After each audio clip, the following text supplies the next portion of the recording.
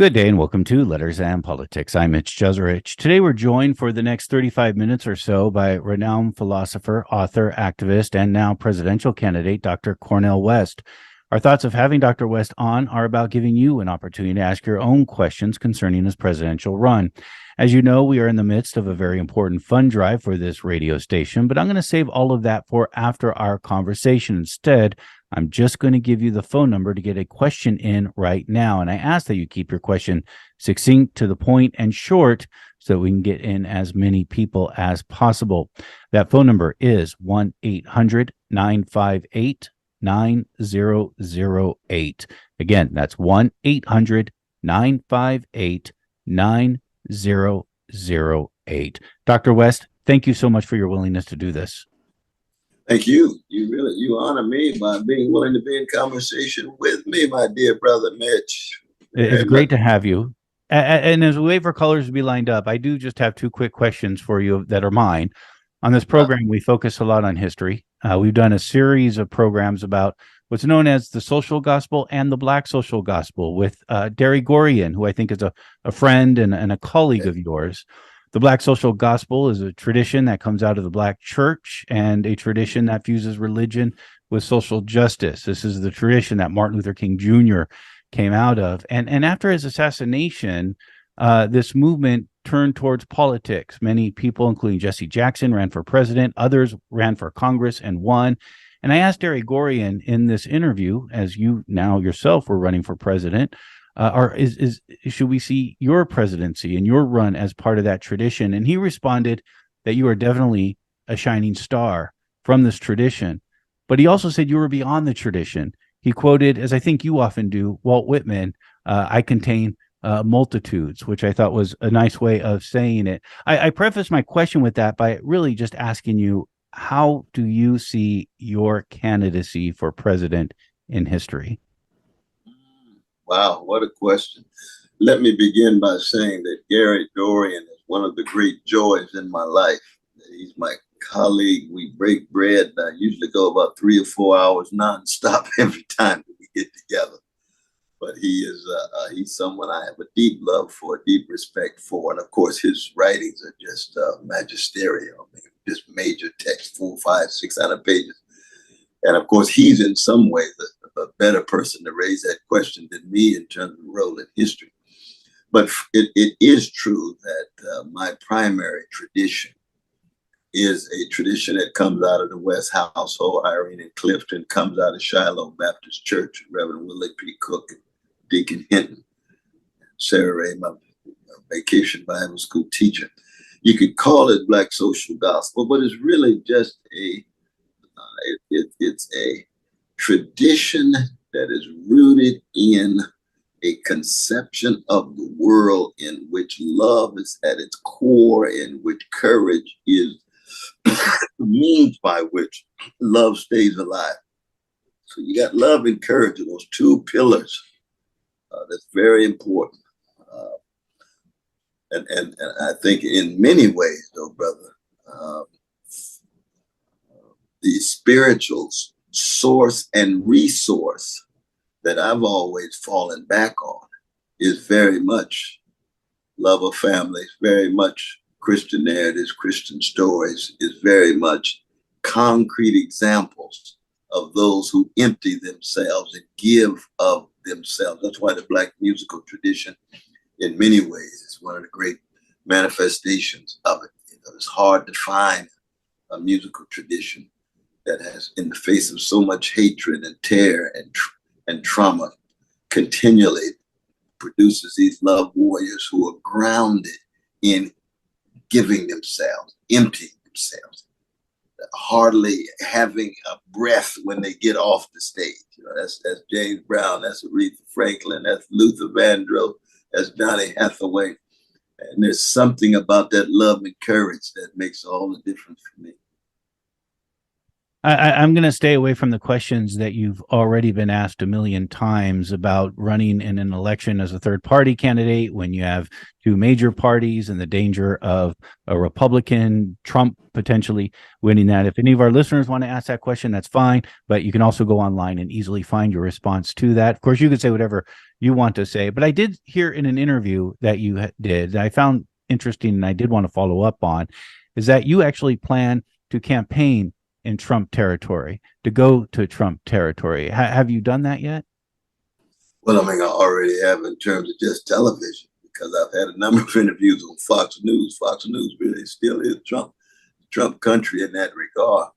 And the same is true in terms of various dialogues I've had in communities. But the campaign itself has not yet had the kind of massive rallies, or has not been embodied in such a way that I've been able to get to either Trump country or a number of other contexts as well. We're still building up. We just constituted our team. Now, it's true, we had to kind of kick off in Mississippi, because Mississippi is always the ground zero for me when it comes to the freedom struggle in the country. Why? Because it's there you get the concentration of the worst of capitalist greed, the worst of white supremacy, the worst of male supremacy, the worst of ecological catastrophe, and then the ugly treatment of our precious gay brothers and lesbian sisters and trans. So that Mississippi, and of course that's the source of the blues too. You know, with Delta, I went straight to Delta, Mississippi, so I always connected with the blues in that regard.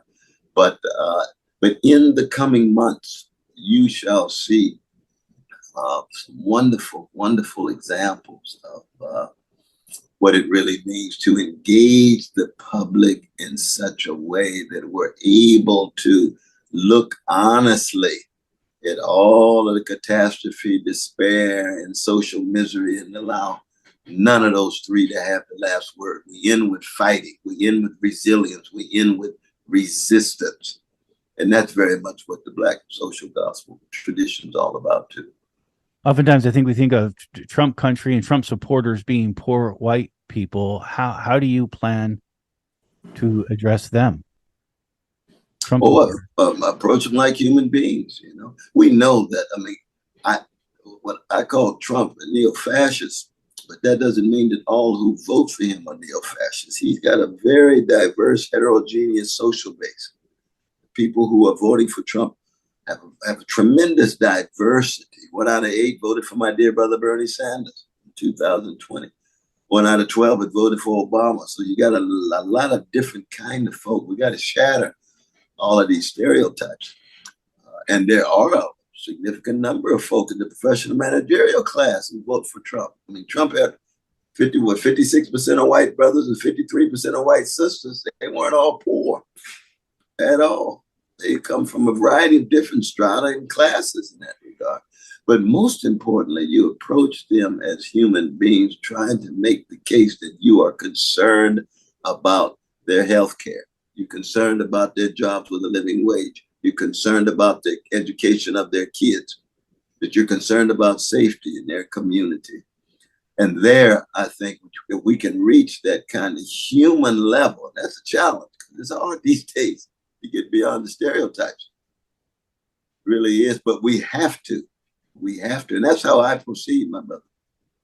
Let's go to our first caller, and our lines are now full as expected. Delphine in Oakland. Good morning, Delphine. You are on the air with Dr. Cornel West.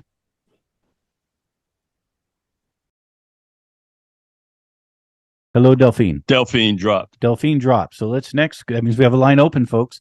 Let's next go to the next caller. This time we're going to San Francisco, where we're joined by Mike. Good morning, Mike. You are on the air with Dr. Cornel West.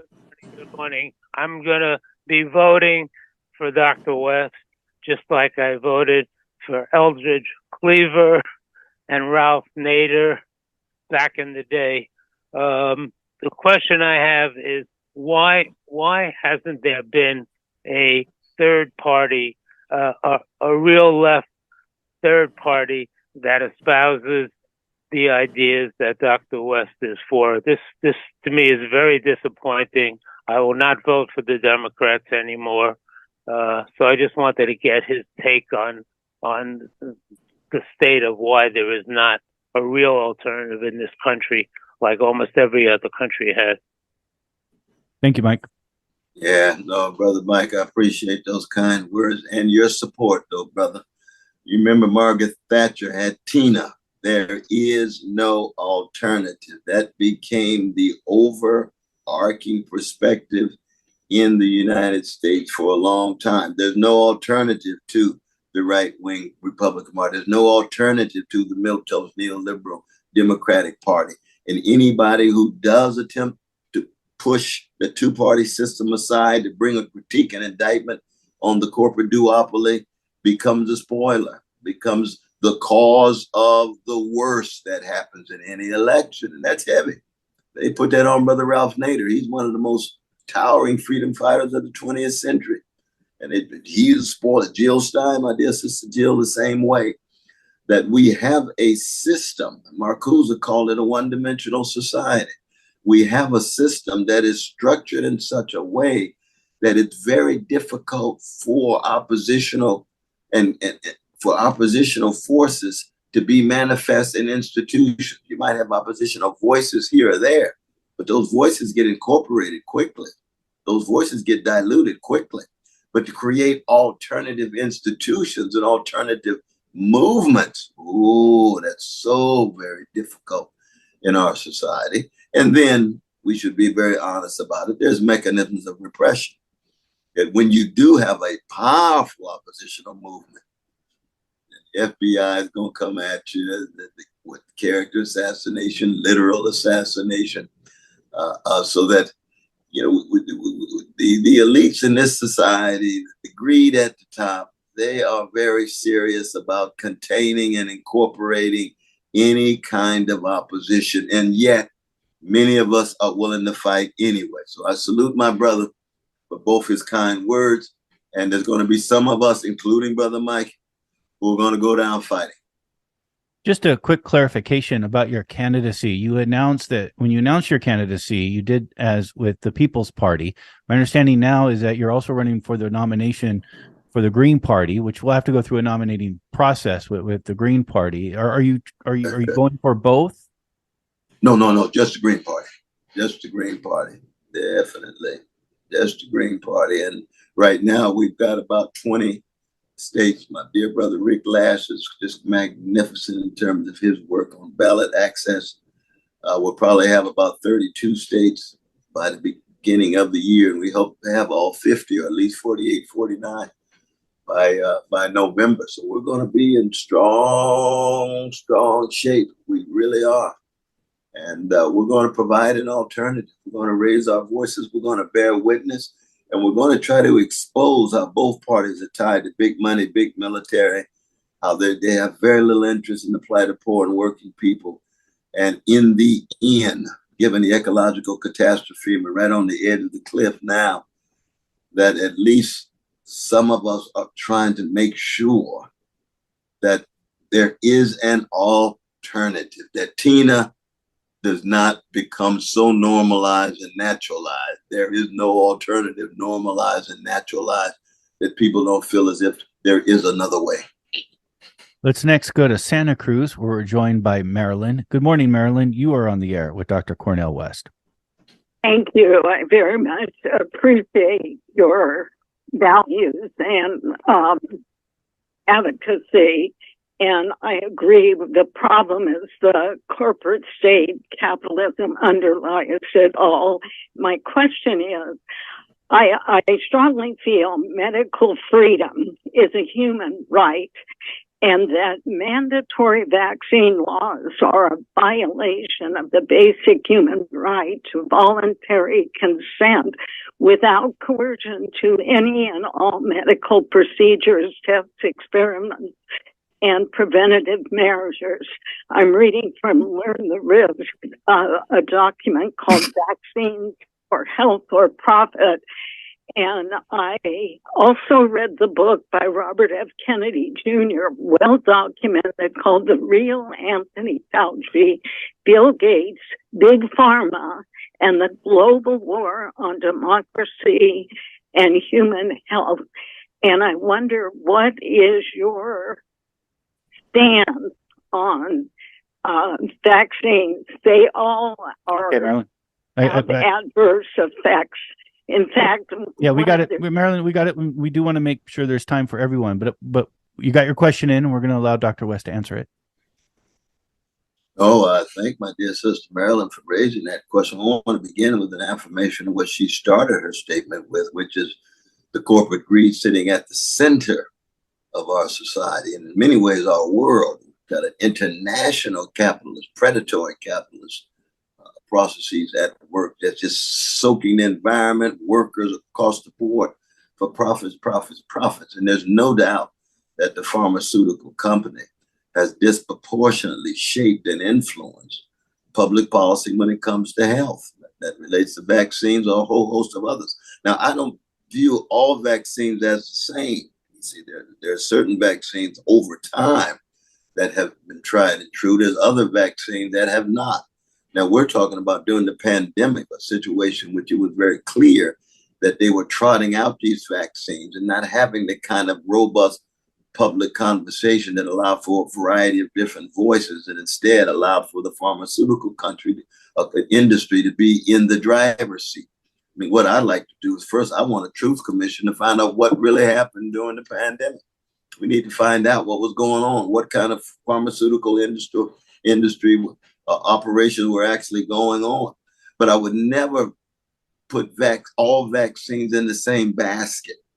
Not at all. I think that I think we've seen over time that there's certain ones that, malaria and so forth and so on, have positive impacts. It's these new ones that I think we have to raise questions about. But I do have, my dear sister Marilyn, strong libertarian sensibilities. I don't like coercion. I don't like mandates. I think we ought to try to make arguments. We ought to try to suggest or recommend that people do X or Y, but not that we force and coerce people to do X or Y.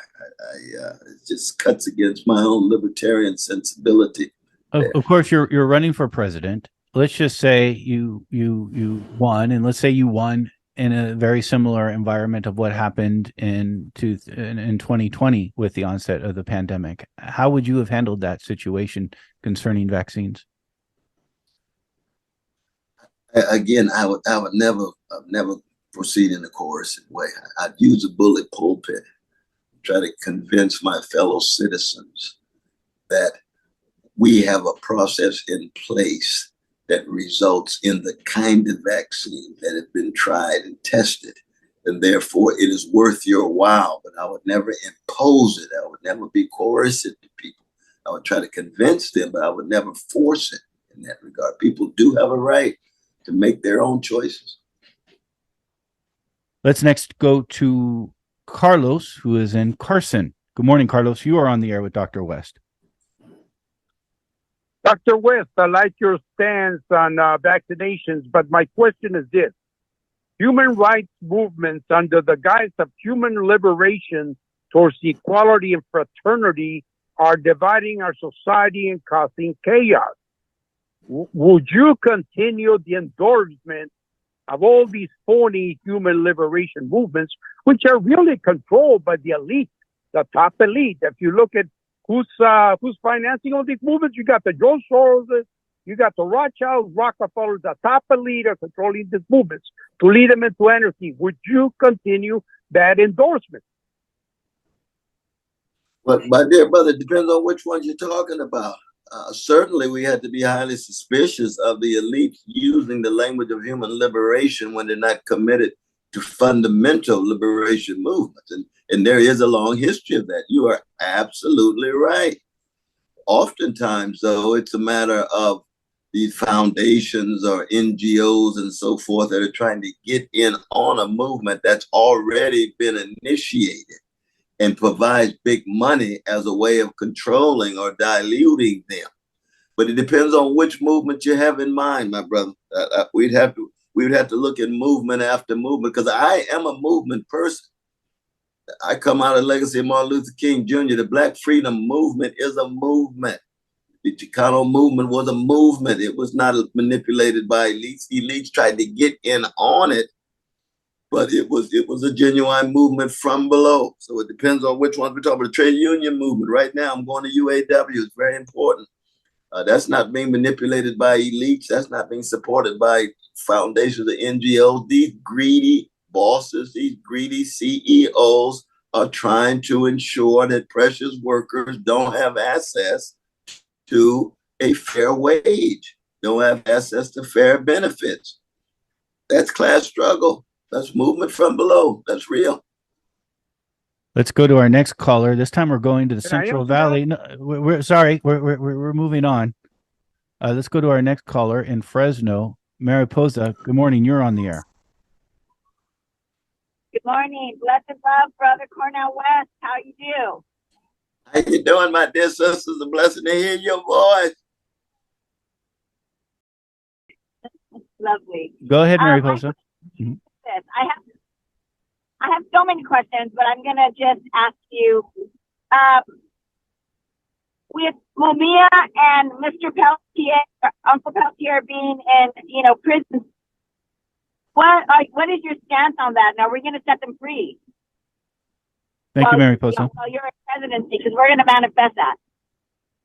After what I can guarantee you this, Brother Mumia Abu-Jamal, I was blessed to write 2 introductions to his works, Death Blossoms and Writings on the Wall. I've visited him with Brother Chris Hedges and James Cone. He's my very dear brother. Leonard, I was just part of the climate change week, and I was blessed to see members of his family. One of the first things I would do would be to pardon both Mumia as well as Leonard, but I would also pardon Julian Assange. And I would ask Snowden to come home. I would ask Ashada Shakur to come home. I'm thoroughly convinced these folk are innocent. I'm thoroughly convinced they're political prisoners. I'm thoroughly convinced it was arbitrary in the judgments when it came to their punishment. Same would be true for H. Rap Brown in Arizona, who's now Imam al-Hamen. So that there would be a number of different pardon powers that I would exercise of people I'm thoroughly convinced are political prisoners. Would you pardon Donald Trump? And I say that recognizing you called him already a neo-fascist, not as though you would be a Donald Trump supporter, as though you may some of these other folks you just mentioned. But there is a line of thought out there thinking back to the Watergate scandal and pardoning Richard Nixon. One of the reasons you did it is so the country could get past this moment. And of course, right now we're in a very deep moment. Would you pardon Donald Trump? I would pardon Donald Trump only if I was convinced that he had an unfair trial. He needs to have a fair trial like every citizen. If he had a fair trial and goes to jail, no, I would not pardon him at all. It wouldn't be a political consideration about the vision of the country. It would be ensuring that he got a fair trial. And I would look very closely to see what the procedures were to ensure it, because fair trial is something that has to be available to each and every one of us. But no, I would not pardon him if he had a fair trial and went to jail. Ooh, no, not at all. Do you have a sense of how fair it's been? Do you have an opinion of how fair it's been up to this point? Well, I'd have to wait until he got in court. Very much so. Because, see, the problem right now is most of the evidence remains concealed and hidden. We just don't know. Again, the phone number to get in with Dr. Cornel West, and he'll be with us for about the next 13 minutes or so, is 1-800-958-9008, 1-800-958-9008. Our next caller is from Belvedere, William. Good morning, William. You're on the air. Yes, thank you very much. I'm a member of the Green Party and would certainly be voting for you because I live in California. However, there is an underlying question here, particularly for people who live, progressives who live in states that are swing states. Certainly, Trump is going to be the Republican nominee and Biden's going to be the nominee of the Democratic Party. And in a swing state, it's going to be a narrow difference between them in terms of the number of votes. You mentioned to someone that it's good to go down fighting. I would say that it's good to live again to fight another day. And what would you say to members of the Green Party or other progressives who live in swing states where their votes for the Green Party might very well lead to fascism in the United States through a victory of Donald Trump? Thank you very much. All right. Thank you, William. No, I appreciate that, Brother William. And it's good to hear from a fellow Green, very much so. Well, one is that I would want citizens to make their own judgment and make their own choices. Because now I'm going to the end. I've made an ironclad covenant and vow that I'm going to the end, no matter what. And for people to make their own judgments and own choices and say, okay, we will vote for Brother West in California and New York and Massachusetts and so forth when it comes to Wisconsin and when it comes to Arizona, people make their own choices. I will still be in Arizona. I will still be in Wisconsin. I will still be making my case. But I do not plan at all to shift and say the shift and say people who are voting for me should vote for Biden. No, I wouldn't do that. I would say, if you think that you're leaning toward me, but you want to vote for Biden as an anti-fascist vote, it's up to you. But I'm making the case for the Green Party. I'm making the case for this campaign, which is a moment in a movement. And so in that regard, I think it's a kind of a halfway house between what my brother was saying and what some people are calling for me to do later on down the road. Do you think they're equally worse, or do you think one is worse than the other? Well, it depends on which sphere, really. I think that Biden is moving us toward World War III with nuclear exchange, what's going on in Ukraine and Russia versus NATO, which is to say Russia versus the United States. And Trump is pushing us toward a second civil war and the possibility of a wholesale fascism in terms of calling into question transfer of power, dictatorial rule, trying to stay in power forever. And both of those are as serious as it gets. That's why this particular historical moment that we're living in, the levels of self-destruction of the planet, democracy, possibilities of quality relations, is just in some ways overwhelming, but we have to keep fighting. But it depends on what particular spheres you're talking about. I think that Biden has some deep fascist elements in terms of the mass incarceration state, in terms of surveillance, in terms of the treatment of Julian Assange, which is just the peak of an iceberg, any kind of deep truth-telling being criminalized and so forth. Those are fascist moves. I think Trump is more wholesale fascist, but I reject both. And this is why I believe that there's a rot at the center of the corporate duopoly. I mean, it's a little Shakespearean. Something is rotten in Denmark. Something deeply rotten in the corporate class in the United States, with greed and an indifference toward poor and working people. Something deeply rotten in the militarizing at home with the police murders and brutalities, and the militarizing abroad with drones dropped on innocent people. And we haven't even got to the Ukraine yet in terms of the provocation of the Russian Federation that results in this very ugly and criminal invasion. David in San Francisco is next up. Good morning, David. Good morning, Mitch. Good morning, Dr. West. How you doing there, I've been brother? knowing you for years, sir, and I think you would make a great president. However, doesn't really make any difference to me, but I'm just curious as to know if you've announced or who you choose as your vice presidential running mate. Thank you. We appreciate those kind and generous words, my brother. No, I haven't thought about it. You know, I've got to win the nomination of the Green Party. That's August of next year. And I'll probably announce around July or so, right before. So I haven't thought about it. you could send some recommendations to the the campaign, my brother. We got about Open to your insight. Open to your insight. We got about 7 minutes left with Dr. Cornel West. Let's stay in San Francisco, where we're joined by Fred. Good morning, Fred. Hello, Dr. West. I believe strongly in you and Bernie Sanders.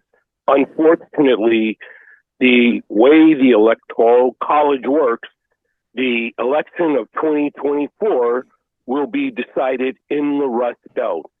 And there are thousands of votes, a few thousand votes that are going to maybe decide this election. I want to ask you, do you understand we have suffered enough and that you could literally hand this election over to Donald Trump? You cannot get a socialist, you cannot get a woman through the Rust Belt successfully. It'll be a sad night in 2024. As much as I believe in you, believe in Bernie, I'm sorry, this is destructive. And worse, you won't be able to get your followers to capitulate next year and support the Democratic candidate, our only chance. All right, even Fred. Though I believe in you strongly. All right, Fred. Thanks for the call. Dr. West. No, I appreciate Brother Fred's honesty. I think all of us are wrestling with a certain kind of desperation. There's no doubt about it. But one thing to keep in mind that, we're living in real time. There's a possibility that Biden himself may not even be the candidate, given what's going on with his son and age and his health and so forth. And there's a chance that Trump himself, with the 4 indictments and 91 felonies, at the moment it looks as if it's inevitable, but we don't know. We just don't know. These things are unpredictable. They're unpredictable. I'm just want to be consistent and persistent, to bear witness to the kind of vision I have and the concern and dedication to poor and working people. But I hear my brother. I do hear my brother. And as I said before, that I plan to be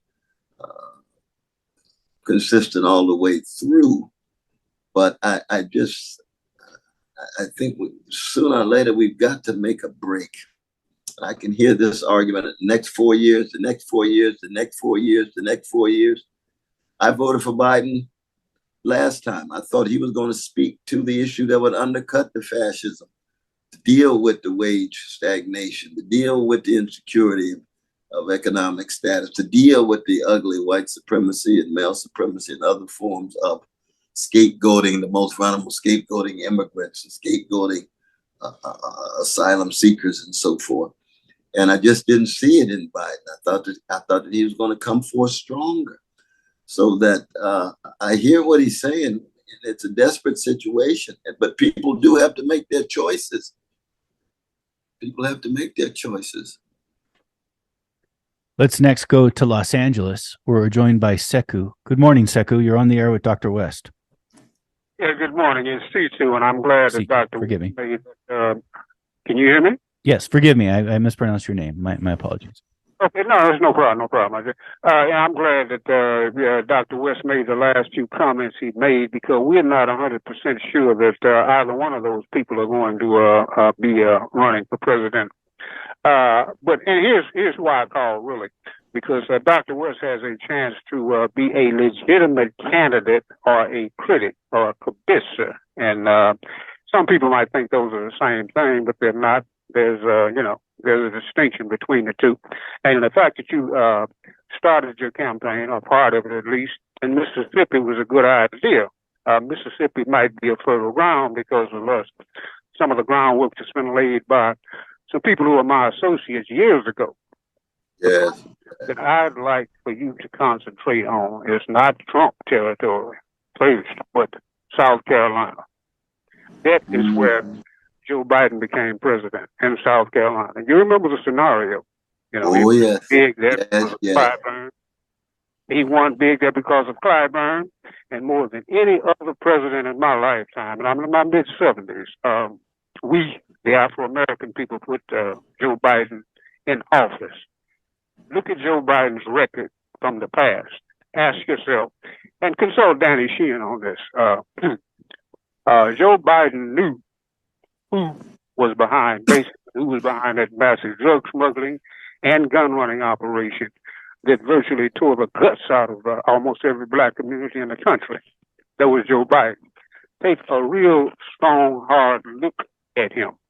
And remember, it can be said after the election that you were a legitimate candidate instead of a critic, and they are distinct. Thank you, CQ. Thank you.